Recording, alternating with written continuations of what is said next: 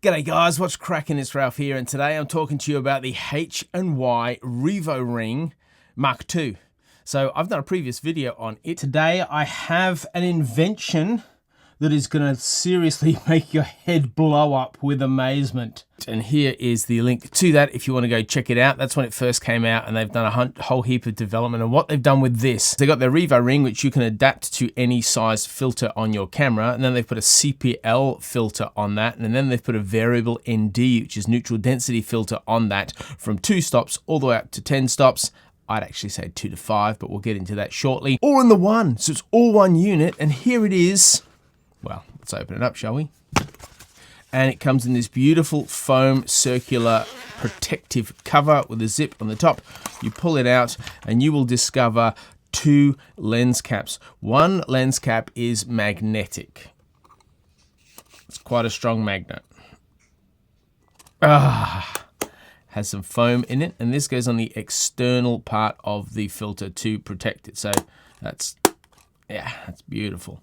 Second part is activated by the REVORING, and it's held in place, and you simply disactivate the REVORING to get off the lens cap. And you're like, well, what's a REVORING, Ralph? Well, let me explain it to you, because you're in for a treat if you've not seen one of these before. So usually you have a step-up filter. You have your camera and you take this off, you put a step-up filter on to adapt to larger filters, and so you have a set of larger filters and a bunch of step-up rings for all your lenses, whether they're 77 or 82 millimeters from here to here or whatever else. So the guys at H&Y said, let's solve this problem by creating the REVORING, and this is the REVORING, right? So you grip the outside and you turn the inside, and you will see these teeth.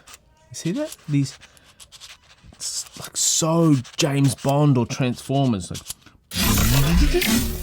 And what happens is you then set it like that, you place it on the inside of your filter, you release it, and it locks to the inside thread, and you've got your filters ready to go. I know.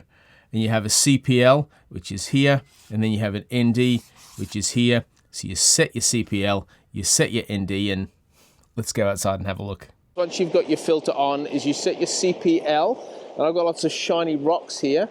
So I'm going to set the CPL to the best setting on those rocks. And as I set the CPL, you will see that the ND moves around, right? So we're not going to worry about the ND. We're just going to worry about the CPL. And you've got to remember that when you use a CPL, you lose a stop of light. All right, so we've got it on auto ISO just to show you how the CPL filter works. So I move the CPL filter, and you'll see the glare on the rocks going up and down. So I want to move it to, let's say, about there. I'm happy with that. And then I go to my ND filter. The reason I go to my ND filter is the ND filter and the CPL are connected. And so whatever I've set the CPL onto the filter, the ND will retain. So we have set our CPL filter, and look at those settings in the bottom of the screen. And now what I'm going to do is I can tell by the top notches how many stops I change. So I'm going to move the top filter to 2 stops. And that's going to alter it, well, not 2 stops worth. So there's not a great deal of difference between the minimum and the first stop. So we're going to go to 3 stops now, and you see automatically that's getting darker, but it's got darker by about a stop, so that makes sense. It goes from 2 stops to 3 stops. So I'm just going to lighten that up, and you see the exposure is going down. Then I'm going to move it to the next increment, which is another stop, and as you can see on the exposure meter, that is another stop.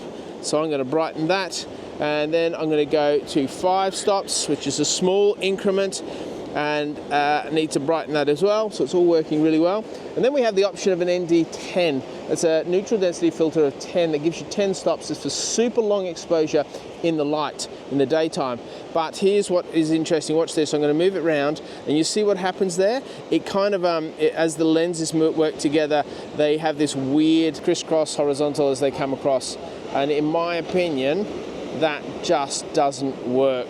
You really don't have any control past 5 stops. Even though it says max, you can't shoot on max. It's not going to work. It would be great if it was just a lock off at 5 actually, and then a lock off at 2, so you could really just lock it in between those. Having the minimum is good because you can like set it to minimum, which has no neutral density effect at all on the photograph, and that way when you're setting your shot up that you're then going to convert to a long exposure, you can make sure everything is spot on and then change the exposure based on that.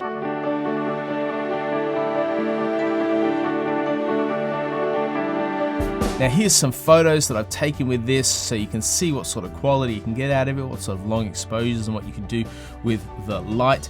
Even works on glass. So if you want to take the reflection out of glass, you can do that with this CPL filter, and you can, if you want just to use the CPL, just knock the ND right down to its minimum.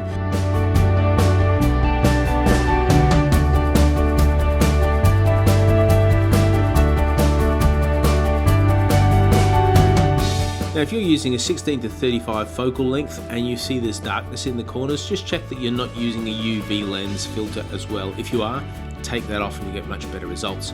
With the crosshatch problem, if you're using a 16 to 35, you can't go past 5 stops. If you're using a 24 to 70, you can't go past 8 stops. So as your focal length increases, the amount of stoppage that you can apply through the filter increases also.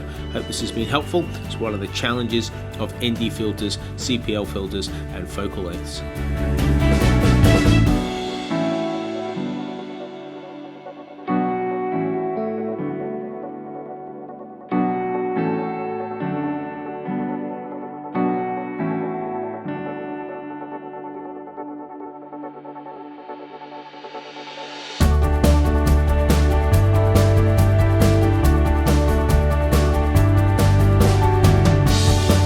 One of the massive advantages of this setup is it's so portable. You can carry all the filters you will need for a waterfall, sea landscape, a long exposure, nighttime shots, all of it with just this. This sticks in your bag and it's so secure you're not going to worry about cracking any of the glass or hurting anything because of the metal plated lens caps that fit on here.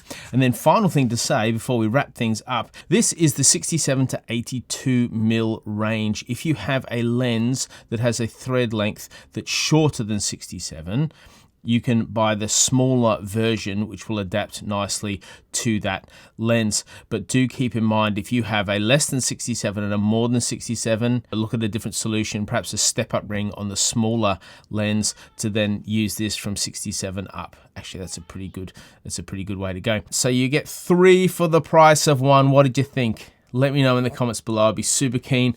What a wonderful device from H&Y. Thanks H&Y for the partnership we've had. It's a funny story behind all that, but I'll put another video up on my membership channel if you want to check out what that's all about. But stoked that you would just like want to partner with me with this brilliant invention, the 3-in-1. You can't separate them. They're all locked in. Thanks for watching, everybody. Please subscribe. I'll see you in the next video. After you like. Always forget one of those things. See ya. It's not very helpful that it's underneath the camera, is it? I can actually turn the whole thing around. Okay.